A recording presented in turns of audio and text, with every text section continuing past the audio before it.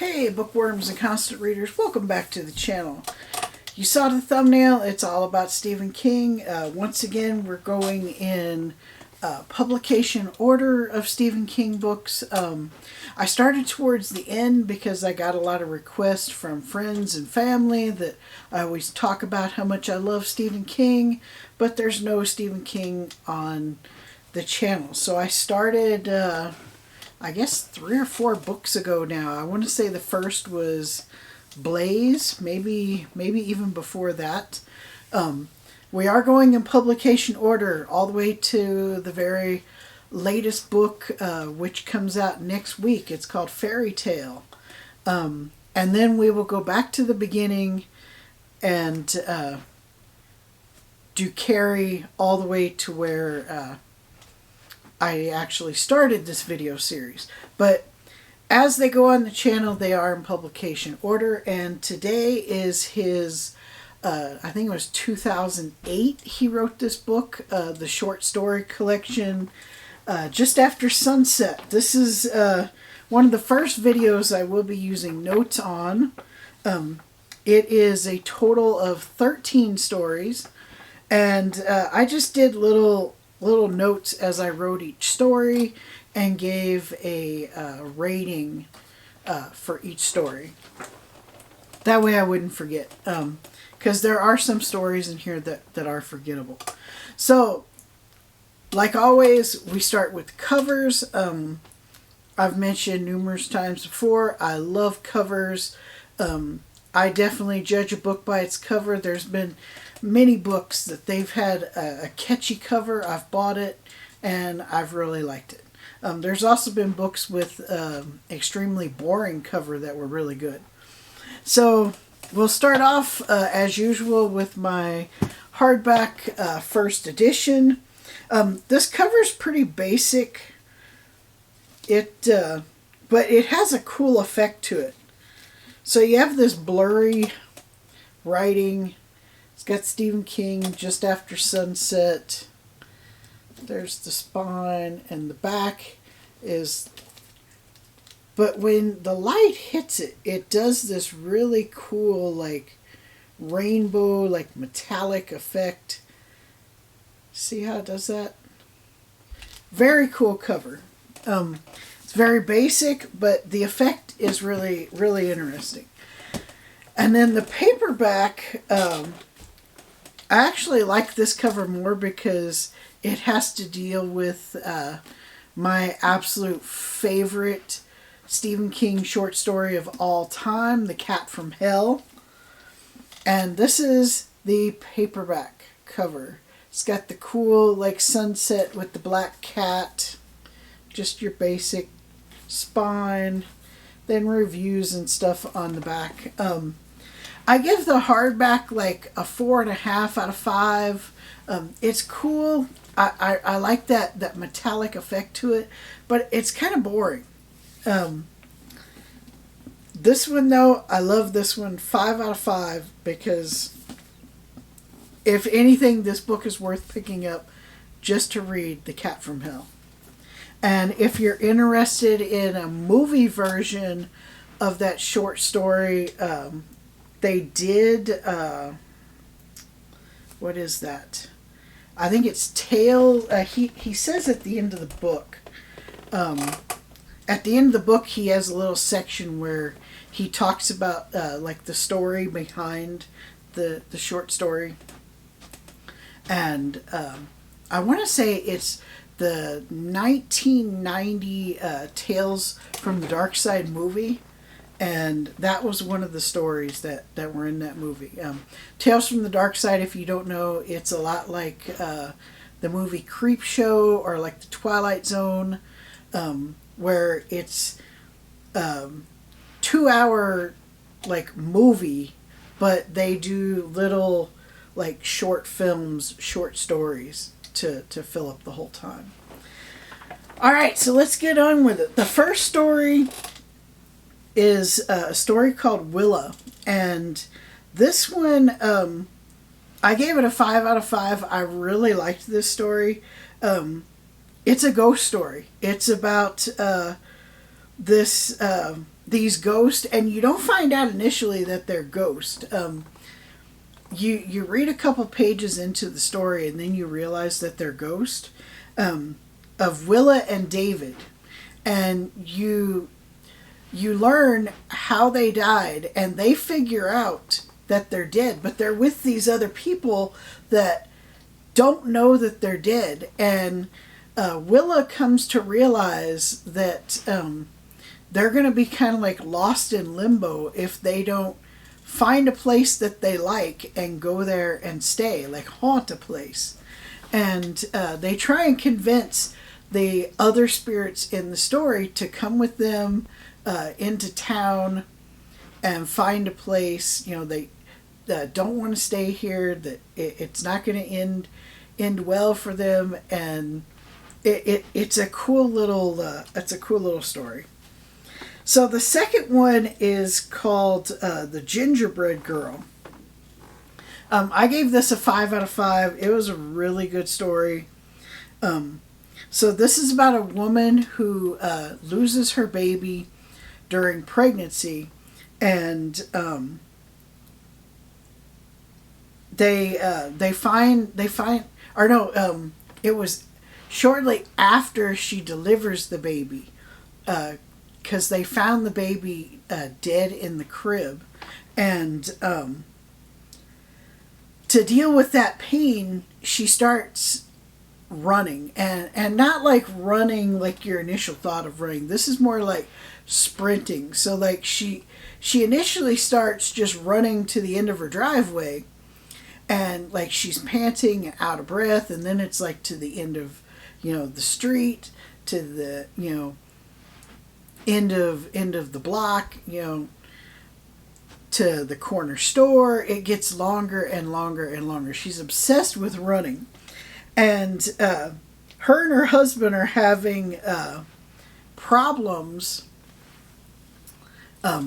dealing with this. They both deal with it in certain ways. And there's an incident that happens where she does this quite often, but her husband just finds out because of a nosy neighbor. Or I guess you could call it a concerned neighbor. I call it a nosy neighbor.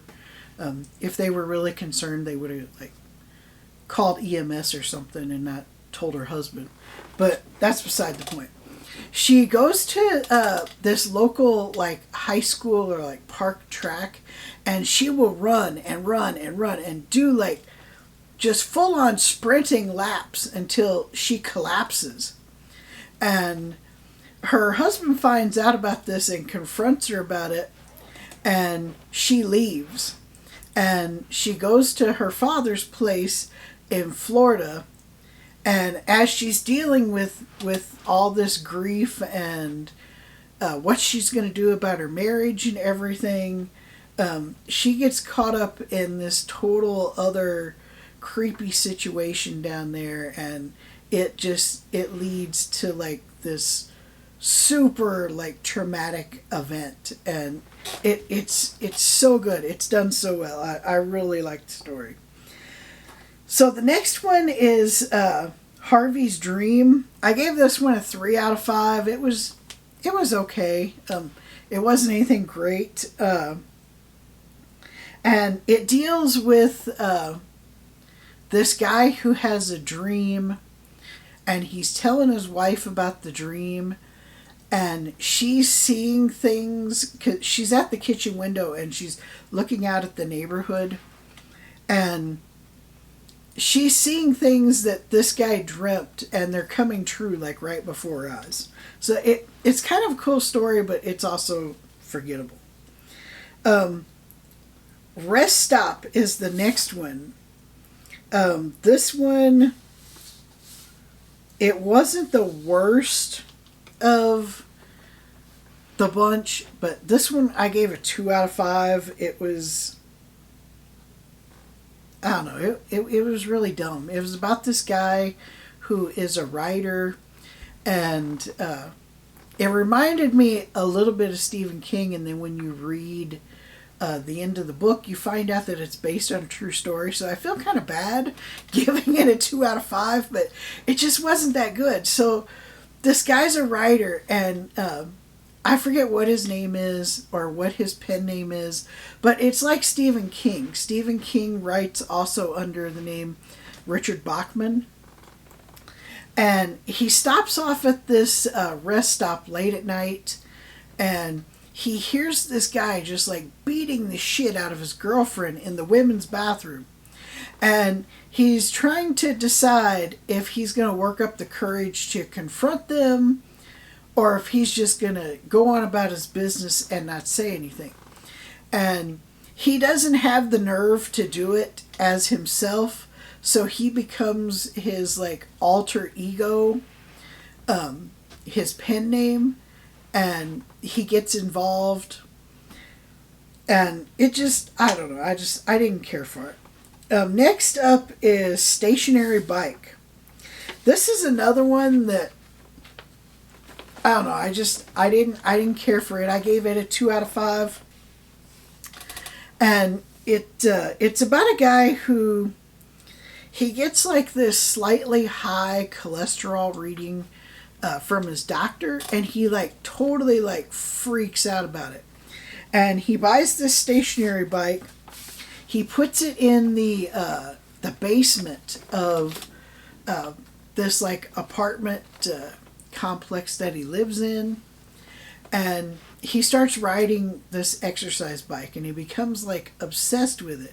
Well, he's also a painter, so he paints this scenery in front of the bike on the wall, and it shows like a road, and it's going through the woods, and this is when like all the weird like stuff starts happening, and like he starts to become a part of the painting, and it's like he's losing himself. He starts setting a timer because he like goes into this trance, and he's afraid that if he doesn't wake up he's going to be stuck in this painting. I don't know, I didn't think it was that great. Okay, number 6 is The Things They Left Behind. And this is one of my absolute favorites in the whole book. This one is really upsetting to read. It's really hard to read. It made me cry. I'm actually getting choked up about it just thinking about it. But it's about September 11th. And this guy, he survives September 11th because he's kind of a drunk, and he was really hungover from the night before, and so he called in to work, and he went to Central Park, and that's how he survived. He worked on the 110th floor for a insurance company, and all of his coworkers died that day. And he starts finding like little tchotchkes of theirs around his apartment. They just appear out of nowhere. And he tried one time gathering them all up and throwing them away, and they came back. And he discovers that these are little things that were in their cubicles on their desk. And the whole point of this is for him to take these to the families. It's a really good story. So this next one, I think it's the worst of the book. It's number 7, Graduation Afternoon. There's no way to make this story sound good. So it's the worst one of the book, and it's probably one of the worst stories I've ever read by Stephen King. And it's about a girl who arrives at this party at her boyfriend's mansion, which she doesn't like. The only thing she likes about the place is it has a great view of the skyline of New York City. And she's thinking about like all this stuff that's gonna happen later on, the graduation parties, going out to dinner, having all kinds of fun. She's standing on a terrace looking at the city skyline while she's thinking about all this. And then she sees this giant mushroom cloud like appear where the city was, and she loses her sight. And she's freaking out, and she realizes that like she just saw New York City get like totally nuked. And that's pretty much the story. It totally ends like shortly after that. So number 8 is called In. I gave this one a 4 out of 5. This one was kind of cool, kind of interesting. It's slow going for a short story. It's the longest one of the book. But it's about this woman who her brother is a psychiatrist, and he kills himself. And she finds hidden in his office this journal that he kept about his last patient that he ever treated. And this patient's name was In. And this patient is having like this mental breakdown. He found like these ring of stones in this like remote field, and he thinks that like evil is coming out of these stones. And the brother discovers, where these stones are at, and he goes and sees for himself. And it's like this curse is now passed on from In to this psychiatrist, and he starts experiencing the same things, and it has this really cool ending to it. Really good story. I gave it a 4 out of 5. Number 9. This is my absolute favorite story of the whole book. My favorite short story by Stephen King. This story is kind of funny. It's a little bit scary, a little bit freaky. It's The Cat from Hell. So the whole premise of this story is that this hitman is hired by a guy to kill his cat.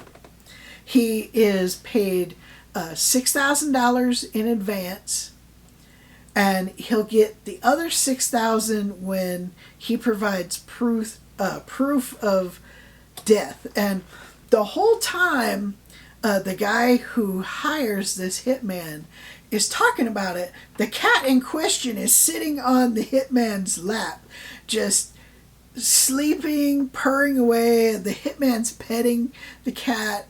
The cat like instantly loves this dude. And so they work out the deal, how it's going to go. The hitman is supposed to take the cat off somewhere, kill it, bury it, cut off its tail, bury it, and bring the tail back to the guy as proof of death. And then he'll get another $6,000. It is a great story, great ending, super fun to read. The best of the book. Number 10. Number 10 is the New York Times at Special Bargain Rates. This was another really good story. I loved this story. Gave it a 5 out of 5. It reminds me of some strange events that have happened in my own life. So it's about a woman who loses her husband in a plane crash.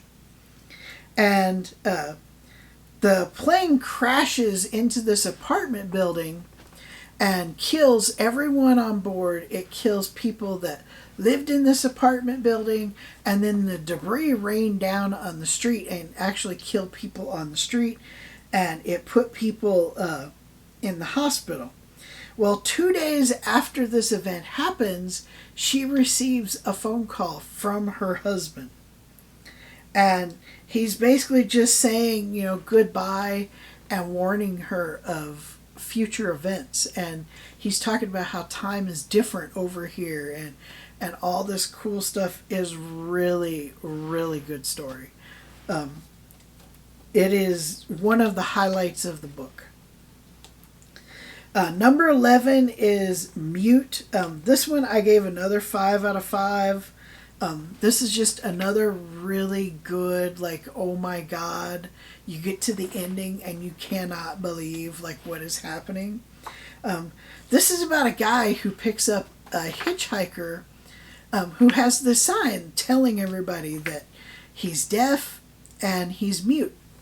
And so the guy who picks him up is a traveling salesman, and he's recently found out that his wife has been cheating on him for 2 years. And not only that, but she's been embezzling like tons of money from the place that she works at. And her lover have been buying lottery tickets, scratch-off tickets, and they have like this obsession with buying panties. Like, she has this whole closet just full of panties that she's never worn. They're just piling up into this big mound in the closet. And he's telling this dude, he's venting his frustrations, and he keeps reminding himself that, this dude, he can't hear him, they really can't communicate. And he's telling like this whole story to this hitchhiker, but we as the reader are getting this whole story told within a confessional booth at a church. So he's telling the story to the preacher in this confessional. And the ending makes this story just freaking gold. Like, people say Stephen King can't write an ending. Read this story. It is so freaking good. Number 12. This one, this is another really good 5 out of 5. It's called Anya. I think that's how you pronounce it. Ayana. Anya. This is a story about miracles. This is a story about like becoming like this supernatural healer. So this the guy, the main character in the story, his father is dying of cancer. It's horrible. And one night, this black lady and this little girl just walk into their house, and they're, like, what the hell are you doing? Get out of here. You can't just come in here. And the little girl, they don't say anything to anybody. This little girl, Anya, goes up to his father and kisses him on his cheek, like right by his mouth. And on the way out, she touches the son, and they never see these two ever again. And years later, his father, by the way, makes this miraculous freaking recovery and is fine, and dies years later because he choked on a piece of steak. And doctors are baffled by what happened. But then years later, when the son is much older, he starts getting visitations from this black guy who takes him to all these different sick people, and he kisses these people on the cheek, and they get better. It is so freaking good. Like 5 out of 5. And then the last one is, it's funny, it's gross. I can't tell you how good the last story is. It's a 5 out of 5, number 13, A Very Tight Place. And I can't tell you a lot about this story because I'll totally give it away. but it's about a guy who finds himself being locked into a porta potty, and the person who locked him in there knocks it over. And that's really all I can tell you. I know it sounds boring, but this book ends with a really good laugh, gross you out type story, and this is it. It's about what he goes through while he's in this filth, and what happens to this guy. It's amazing. It's totally worth the read. There are some stories in the middle of the book that aren't that great. For the most part, all of these stories are totally worth a read. Use this video as a guide, what to read, what not to read. If you've read this and you have like a favorite, comment below and tell me, what stories did you like out of Just After Sunset? I liked pretty much all of them except for the ones that got 2 out of 5 and 1 out of 5. I didn't care for them. They weren't fun to read. They were boring. That's all I have for you with this video. I'll probably do a video next week. It depends on how much time I get to read. The next book is going to be a James Bond book, one of the originals by Ian Fleming. I believe it is For Your Eyes Only, or no. I don't remember now. It's out there on the table waiting for me. That's all I have for you in this video. I hope you enjoyed it. If you did, give it a thumbs up. Hit the subscribe button. If you didn't like it, give it a thumbs down. I'm totally cool with that too. But that's all I have for you. Till next time, read more books.